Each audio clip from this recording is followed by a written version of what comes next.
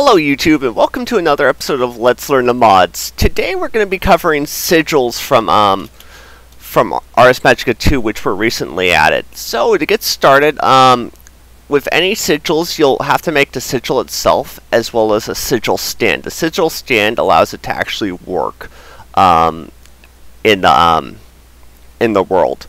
So let's get started. Our first sigil we have is Gentle Rains. What this does is it hydrates tilled areas around it. All sigils areas can be increased with either gold, iron, or redstone inlays. Gold being the best, which is a radius of 10 increase. Iron being the second best, which is a radius of 8. And redstone being the worst, which is a radius of 6. Okay, moving on. We then have Sigil of Nature's Bounty. What this does is it increases growth rate of all crops nearby. We have the Sigil of Felled Oak, that when a tree grows that's nearby, it'll actually chop it down. Now you're probably wondering how. Well, that's great and all. How do I get that to pick it all up? It's just dropping it on the ground. Well, that's simple. All you gotta do is get a chest and a magic broom. Right-click the chest with the magic broom, and this will actually collect everything nearby and toss it into that chest. Okay, so let's move on to the next stuff. We have the Sigil of Flatlands.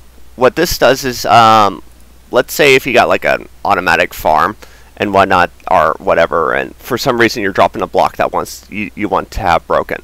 Well, it does just that. Anything that's placed on its Y level will be broken nearby. Okay. We then have Sigil of Butchery.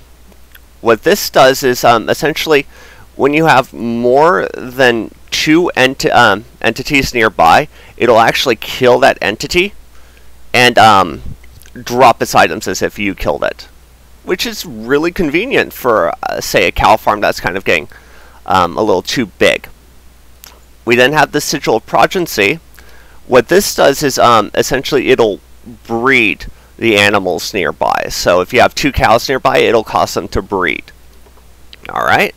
We have Sigil of Containment, which basically says anything within this area cannot leave the area. As you can see, there's like little blue particles there.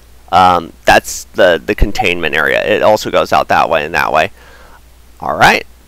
We then have Sigil of Interdiction. What this does is it's essentially the opposite. Anything that wants to enter through here cannot enter.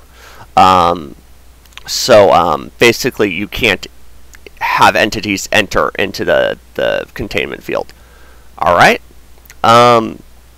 Next we have Sigil of Light. So let's say you have like a really dark room and you want to light it up, but you don't want torches all over the place.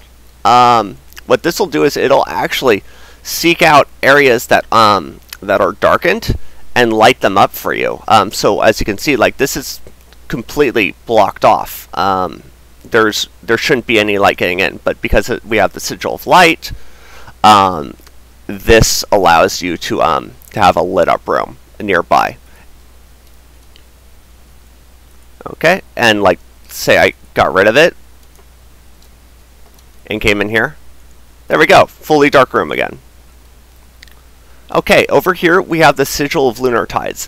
What this does is it literally takes any basically moonstone that's about to drop and will drop it right next to this.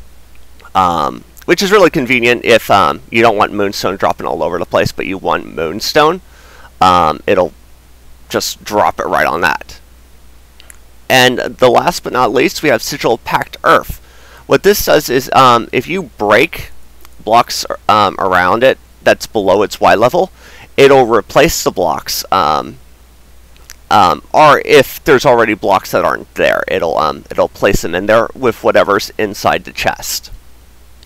Alright, well that pretty much covers all the sigils that